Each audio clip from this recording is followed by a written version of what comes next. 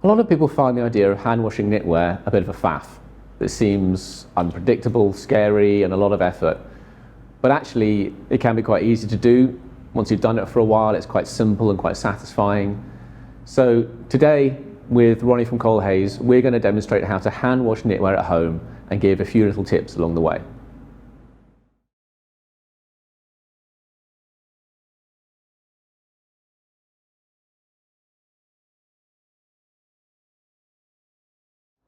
Hi Ronnie, thanks for joining us today. Hi Simon. Thanks for your help. So what have you got for us today that we're going to show washing? So I've got here our superfine lamb's wool tennis cardigan in oatmeal. Okay, and before we start with the washing, I noticed there's a fair bit of pilling on that cardigan. And why does that happen with good knitwear? Because I think sometimes that puts readers off and they think they're getting lower quality that way. Yeah, that's right. So pilling is quite an inevitable part of the process of new wool knitwear.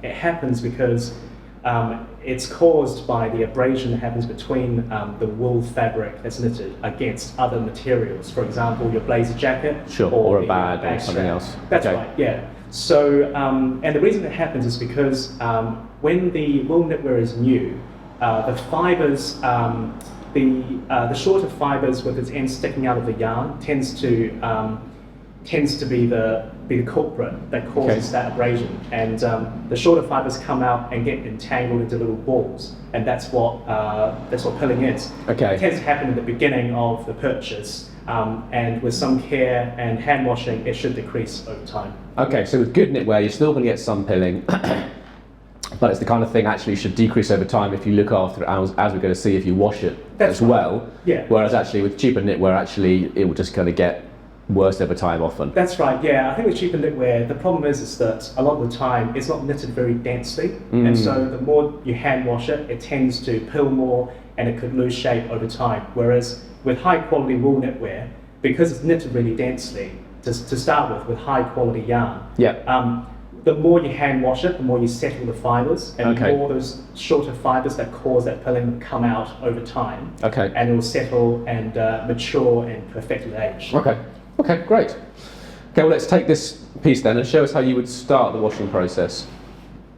Yeah, sure. So it's pretty simple. So with this piece we've got here, what you might want to start to do is just use an emery board to depill it a little bit first. Okay. And it's a very simple process whereby you just want to make sure that you've got a bit of that fabric that has tension. Yeah. And you and just rub across the surface? Just rub it across the surface to take as much of that, those little pills off. Once you feel you've done that, here, as you can see, I've got two tubs. So I've got a tub with just clean water, and the other tub I've got water and with just some baby shampoo. So but why baby shampoo rather than, I guess you could have regular shampoo, or you could have like actually wool specialist shampoo people sell as well, right? That's right. So of course, you can use a wool detergent as well. What you don't want to use is a conditioner or softener. Because it tends to clump up the wool and it kind of clings onto it. The nice thing with baby shampoo is that it's easily accessible, but also it's a nice kind of soft kind of detergent, so it doesn't sort of compromise the fibers. Okay, fine. So you could use a wool detergent, but actually most of the time baby shoe is going to be absolutely fine. That's right, yeah. So you just need a couple of squirts in there. And kind of just let it bubble up a little bit. So yeah, it's using quite, for a volume, like this is half full of water, actually, in quite a small amount of shampoo, really. Yeah, that's right. And you just kind of have to be sensible with it. If it's, don't make it all sort of bubbly. It's not. You're not looking for a lot of lather in there. That's right. Yeah, a couple of squirts. If you feel like there's still too much water to the kind of shampoo ratio, just another squirt there. And I think that's plenty. Yeah, but it's not that exact really, but just a few squirts. That's right. And you're just not trying to do too much lather, so you don't have too much going on in the knitwear itself. Yeah, that's right. And what I like to do first is I like to turn it inside out. Why is that? It's just so that the surface of the knitwear doesn't get hit that kind of the water and the detergent as directly. So because the inside tends to be, the bit that is close to you and it's not being displayed. Okay. And So it's less risky from that point of view, and I guess it might also be the bit that's a bit sweaty or whatever. If it is, yeah, it's going to be the inside. Okay. It's to allow the dirt to come out as well, because it's closest to you when you're wearing it. Okay. So what you like to do is just submerge the whole piece of knit, Yeah. and you want to make sure that the whole piece of knitwear is under the water. Yeah.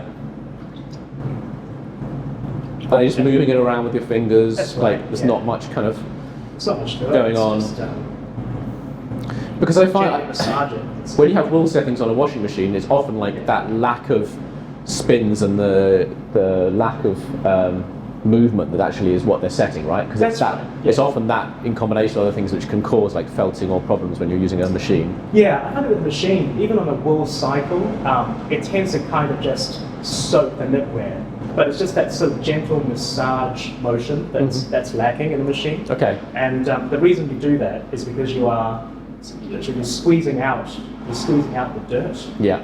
and you kind of it's just like washing, Yeah. cloths or washing. It's very gentle massaging you're going on there as well. That's It's not right. just like too much. Yeah, that's right. So And I found that sometimes when I've had wool knitwear and you have a little stain on it or a little bit, all you have to do is soak it in warm water, and you can almost just see the stain just kind of evaporating from it. Like so much better than cotton from that Yeah, point of view. that's right, it yeah. is very very little, and the stain can just be soaked out. And I think that's probably the best way of trying to get rid of stain as well. If it's a fresh stain, what you might want to do is just dab it with a little bit of water on a towel to try and get as much of that stain out. And then once you've done that, soak it like how you would Yeah. when washing. Yeah. And try and do it as when it's fresh, basically. Okay. 'Cause that's the best time to try Okay. and get rid of the stain. And so how long would you massage it in the water for? I'd say about 3 minutes, Okay. to be honest. That's actually a fairly long time, right? Yeah. Sitting there and doing it yourself, but I guess you could do it for shorter if you wanted to, and it wouldn't make a Yeah. huge difference. It's just 2-3 minutes, and Okay. I'm done basically already. Okay. So in this particular tub. Yeah. So as you can see, the water will have a little bit of that dirt that you would expect from having worn it a few times. Sure. And the other thing Okay. I'd say as well is it's best to hand wash knitwear after the first 2 or 3 wears, because that's when Oh, okay. all the shorter fibres tend to come up to the surface, and you're going to start seeing the surface pilling, and that's a very Right. good time to start putting it in as first wash. To settle Okay, down. so buy it new and don't wash it then, but wear it 2-3 times. That's right. Then wash it, and then you can Yeah. actually wait a fair amount of time afterwards before you wash it a second time. Yeah, I'd Okay. say so. Okay. And in terms of frequency of wash, I mean, unless you make it very dirty, I'd say once or twice a year is all Yeah. that's needed. Okay. And the main thing with knitwear, washing it, is that not only obviously there's the obvious benefit of it, of cleaning it, but also it's about settling the fibres. So if you do it once or twice a year, that will be enough, and it's in helping it mature Yeah. and settle. Okay. So here I've obviously got this, used the soapy water to Yeah. wash this just now. And you just literally just want to have that tub with the clean water next to it. And so that you can just put it straight in. Okay. And I guess if you haven't got 2 tubs, you could empty that first one, Yeah. rinse fill it with clean water, and then do this rinsing, couldn't Yeah, you? Yeah. Okay. easily. Yeah, and just throw it out, clean water in. I just done it like this just so that it's more convenient Sure. with the camera. But Yeah. I've got one tub at home, and I just pour the dirty water out and then fill it with the clean water. Yeah. And this process, again, 2-3 minutes. It's Okay. just about squeezing that soapy water out. Okay. And again, submerging the whole piece of knitwear inside, under the water. And how about if you have a very heavy knit, like some of the shawl collar cardigans that are like really chunky, would you do these in the same way, or would you recommend doing those and dry cleaning them or something? With that, it's probably better to dry clean, only Okay. because when it's very, very big, it can get quite heavy when it's submerged in water. Okay. And just when you're drying it as well, if it's very heavy, it's harder to manipulate it back into shape. So it's more of a practical reason Okay. than anything else. So there's nothing wrong with doing it like you do it in a bathtub or something with lots of water. That's The right, problem is yeah. if you take a big heavy thing out, if you accidentally hold it by one sleeve, it could distort it quite a lot that way, Yeah, right? that's right. I think that's the main concern. I've Okay. actually had a friend who managed to do it in a bathtub, in fact, with that very big super fine Ansel shawl collar cardigan. Yeah. 1.2 kilos. It just takes a couple more days to dry, but he did it, Okay. and the effect was just exquisite. Yeah. So when I first saw it, he's worn it for 3-4 times, started putting quite a bit, and he went on our website, went through the washing process. He said, yeah, it was took about 5-10 minutes to do, laid it out to dry. And it's just this.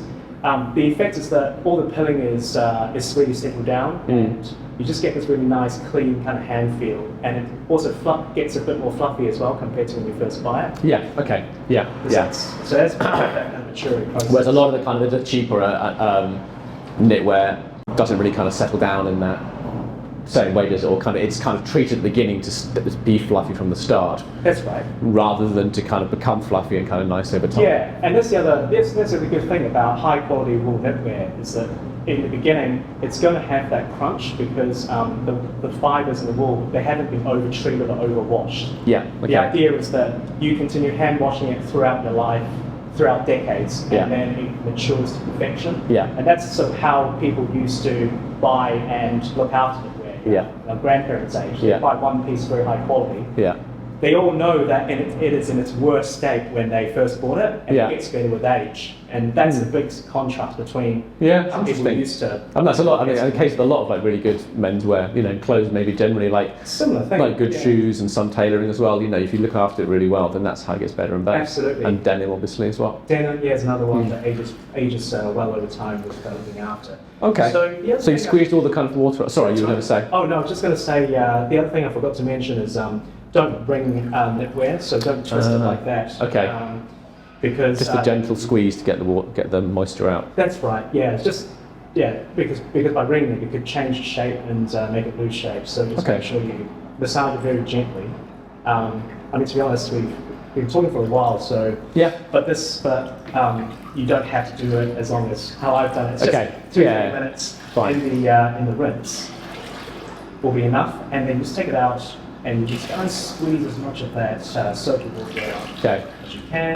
This is the part where I think it's quite scary for people. It's like I bought this lovely, fluffy, cardigan luxury thing, paid £200-300 for it. It's not a cheap thing, No. and I've reduced it to this kind of soggy ball, and it's quite scary. I think at this point, The thing is it really going to be as nice as it was before I started this process? Absolutely, and if you do it properly, the effect will be even nicer than when you first started it.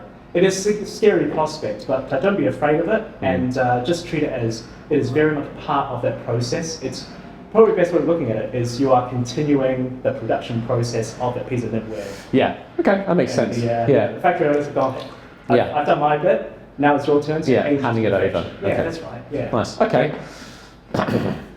So that's all washed, and remember in the beginning I've turned it inside out to wash. So just turn it back to its right side gently, and so I'm doing here. With a cardigan as well, I just say it's best to button it up like I've done before you put it in the water. Okay. Just to help it hold its shape, so that when it's wet, Yeah. So it's kind of one block messy. rather than something that's 3 times as wide. Yeah, that's right. Okay, Obviously, or twice as wide. Yeah. Yeah, obviously with normal crew necks or V-necks or whatever, without the buttons, you can just Okay. put it straight in. So just put it back Yep. state, and what you want to do is hopefully squeeze out as much water as you can in the tub.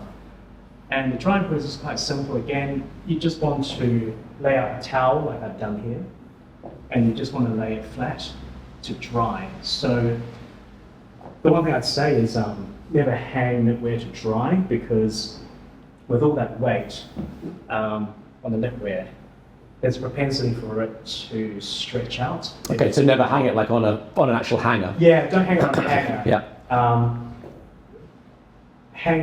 Dry it flat like I've done here. Okay, but we're going to, excuse me, we're going to do 2 stages here, right? We're going to roll it to get most of the moisture out, and then we're going to dry it on a rack or somewhere else where it can be flat and not be distorted as you have on a hanger. Yeah, so if you've got a bit of residual kind of moisture you feel you want to try and squeeze out, one way of doing it is quite good is once you've laid it flat like this, you just roll it like this to try and get as much of that moisture out as possible. Okay, so little rolls and then squeezing every time. That's right, yeah. A bit of a squeeze. Squeeze. And just back out. Okay, so that's just like taking out Yeah. a good chunk of the moisture, a bit like would happen if you were wringing it, for example, if you were going to do that, but you just don't want You to don't do want to that. wring it. Yeah, that's why you want to squeeze it gently. Okay. Like that. And you just want to get another towel, basically. I've just got this dry clean towel here, which I use. Because I know that, like, at home I've got a flat drying rack, which presumably is going to be slightly faster because it can lay on top and you've got the air coming from below as well as above. Yes, that But- works as well. That works really well. So if you've got a rack that's shaped flat, Yeah. which is precisely designed for drying knitwear, I believe. It's you just lay a towel on the top because it will still be a bit of, there will still okay. be, still be wet. Okay. But it's quite a nice piece of equipment to have if you've got it, because Yeah. it allows, as you say, allows the air to come through and dry quicker. Yeah. But if okay. you don't have a rack like that, that's fine. Just dry it on a flat surface like I'm doing here. Okay. So again, just laying it out flat and just try and manipulate the shape. Okay, so put it roughly back into the shape it was before. That's right. So I know some people would start measuring the garment to make sure it's exactly the same proportions as it was beforehand, which I guess you can do, right? You could compare the measurements, for example, you have on the Colhay's website That's right. Yeah. to how it kind of measures now and make sure it's kind of like reshaped to precisely the same measurements as That's before. right. Yeah, because with knitwear has stretch, you see. So the nice thing about it is that you can actually slightly manipulate it either way to make it slightly bigger or smaller, compared to say a woven, blazer where you can't manipulate the shape. Yeah. The other thing is as well, I suppose you don't have to be as precise with measurements when you're choosing that piece for that reason, because it'll stretch to A little accommodate to you. Yeah. But you're not physically. You don't want to start stretching this quite hard because you're going to then get some distortion. That's right, yeah. You just want to lay it back to how it looks sort of naturally. And if you want to be sure that you've got the right measurements,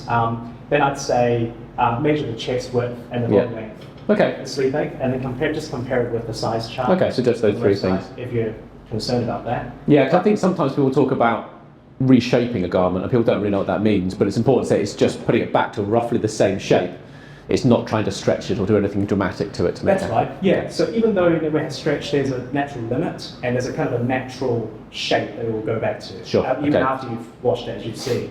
Okay. So once you kind of, don't tug it too hard or anything like that. Just lay it back naturally how you would. Okay. And it will go back to, how it should look. But yeah, as you say, if you're worried, you can always, take the measurements and just compare make sure that. it's Okay. correct. Yeah. And how long would that take to dry roughly? Like a couple of days or? Really depends on the climate and where you are. Okay. Somewhere in the UK, deep in the middle of winter, you're Yeah. probably looking at 3 days, Okay. something like that, or 4 days. But when it's drier or summer, probably 2 days, that sort of thing. Okay. Just Okay. make sure it's just feel it to make sure it's completely dry before you store it away. Yeah. To Okay. avoid mold or moisture being trapped. Sure. And would you ever press it like with an iron or anything afterwards if it's a bit wrinkly at the end? I personally don't really like to do that. Okay. I mean, you could. I know that some irons have the wool setting, but I just think with wool knitwear, the moment you start wearing it again, it's going to sort of flatten back out and Sure. take out a lot of wrinkles anyway as Yeah. you are Okay. wearing and going about your daily business. So. Okay. And I guess I've done that a little bit on mine, which is like maybe more fine merinos, for example. But I guess my advice would always be be very, very cautious in what you use, like a low temperature, low steam, and start with that. And that's my worry with using an iron for that reason, because you don't know if that setting it says wool, but it could still be really hot, and the moment you get onto it, it could sear it, and that's the difference between. It's just about watching the product and being very conservative, isn't it? A bit like using a washing machine would be as well. That's right. Yeah. Okay, fantastic. One other question. You said, how about something sort of like a synthetic in it, like it's a wool synthetic mix? I was going to ask that earlier. Yeah, so that's another benefit of wool. It's 100% wool in the garments. That it's all natural, and so when you hand wash it, there's real consistency when it starts to dry. It will dry naturally without losing shape. The problem with buying something like a wool synthetic mix is that the synthetic will behave slightly differently to the wool fibres. So okay. when you wet it and then you try and dry it, there's a propensity sometimes for that synthetic to kind of tug at the wool fibres and cause it to look a bit funny or weird shape as it dries. So there's just that slight, danger. There's more risk there. So you might be better off in that case then dry cleaning it all. That's right. Or trying to find a way to do it in a machine, maybe. Yeah. That's okay. Right. Okay. Wonderful. Great. Thanks, Ronnie. Really helpful. Thank you very much for having me. Cheers.